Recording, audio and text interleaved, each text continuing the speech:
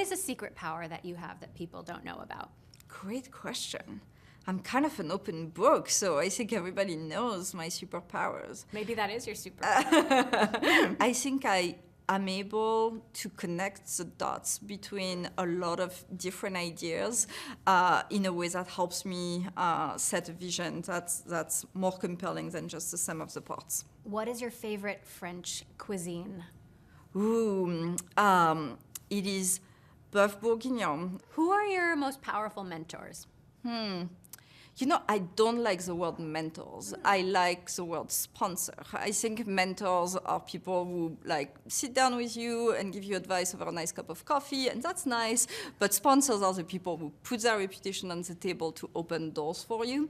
And so I would say Mark Zuckerberg has been obviously one of these people. Do you still talk to him? Absolutely. When do you call him? What kind of counsel do you seek from him? Well, I think it's, in the tough times when I'm realizing that the CEO job is obviously very hard and lonely, and realizing how much I learned from him about that, pinging him and telling him like, hey, am I doing this right? Is this normal? Speaking of advice, best advice for someone in their 20s? Always give everything your best. Advice for women in particular about how to survive and thrive in the tech industry. Surround yourself with people who see the magic in you. People who know what makes you unique and reflect that back to you, and sometimes believe in you in times where you don't believe in yourself. Did you ever find it hard yourself?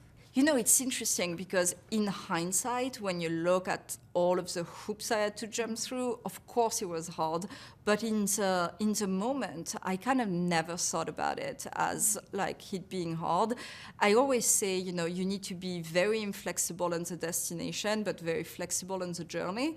And so in my mind, I was kind of clearing one branch after the other to get to the end state and trying to be flexible on how to get there. And I think that actually helps me, because if you focus so much on the obstacles, that's all you can see. And so was there bias, was there discrimination around me? Of course, like we all know it exists. And ideally, we're going to make it easier over time to have like fewer obstacles along the way and lift women up as we all rise. Last TV show you binged? Succession. It's so good. I know you have a daughter and a husband who cooks very good French pastries. What is your take on work-life integration, or whatever you want to call it? I love the word integration. To me, it's like, how do I take all of the different parts of my life and make them better than if they were separate? I hosted my management team for a big offsite last week, and my daughter is always in the middle. Metaverse or real world? Real world, still. So do you believe in the metaverse vision that Mark has laid out?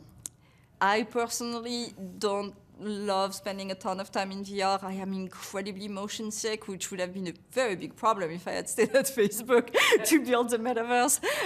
So personally, not yet there, and I kind of like real life. But I think it's a very big, bold vision, and I think he's right to go in that direction. Do you feel like you have to think about what Instacart's metaverse play would be yet?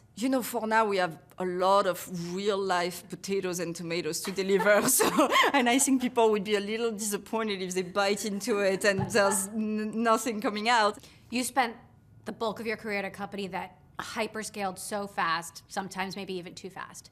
What are your top guiding principles for scaling Instacart's business? So number one thing is people. If you hire great people and you empower them, good things happen.